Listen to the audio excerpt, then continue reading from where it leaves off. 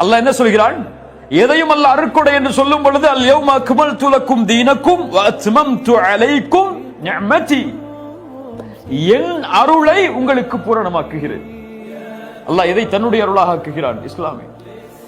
அவனுடைய அருளை அவன் நமக்கு கொடுத்ததற்கு பிறகு அதற்கு மேல அல்லாஹ் நமக்கு கொடுக்கிற இந்த காசு, பணம், செல்வம், வசதியான வாழ்க்கை, இதுவெல்லாம் அன்பளிப்பு தான். இதை கொடுத்தாலும் கொடுக்கட்டாலும் இந்த அருட்கொடைக்கு நன்றி செலுத்தி முடிக்க முடியாது நமக்கு.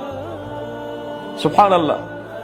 ஃபஸல்லி லிரப்பிக வன்ஹர், பருத்து பலியிடக்கூடிய வணக்க வழிபாடு தொழுகை. இந்த ரெண்டையும் அல்லாஹ், நபியே நீங்கள் கடமை என்று நிறைவேற்றுவது வேறு, அல்லாஹ்விற்கு நன்றி செலுத்துவதற்காக இதை நிறைவேற்றுங்கள். இன்னைக்கு நமக்கு என்ன? தொழுகை ஒரு கடமை, அவ்வளவுதான். தொழுகாட்டா நரகம் போயிருவோம், இதுக்காக தொழுவோம். சமூகத்தில் பெரும் மக்களுடைய தொழுகை எதற்கு? தொழுகலன்னா அல்ல நரகத்தில வேதனை தந்துருவான் நமக்கு. இன்றைக்காவது தொழுகைக்கு செல்லும் பொழுது இந்த தொழுகை என் ரப்பு எனக்கு கொடுத்த இந்த உயிருக்கும் இந்த ஈமானுக்கும் நான் நன்றி செலுத்துவதற்காக என்று நினைச்சு தொழுக போயிருக்குமா? தொழுகையில் நின்றுக்குமா? ஐயோ தொழுகையை விட்டா காஃபிராயிருவோமேன்னு போயிருக்கோம், தொழுகையை விட்டா நரகத்துக்கு போயிருவோமேன்னு போயிருப்போம்.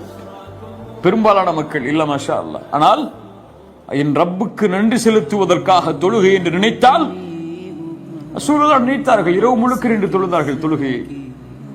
நமக்கு இன்னைக்கு அதை முழுமைப்படுத்த முடியாததற்கு காரணம் இதை நன்றியாக நாம் நினைக்கவில்லை.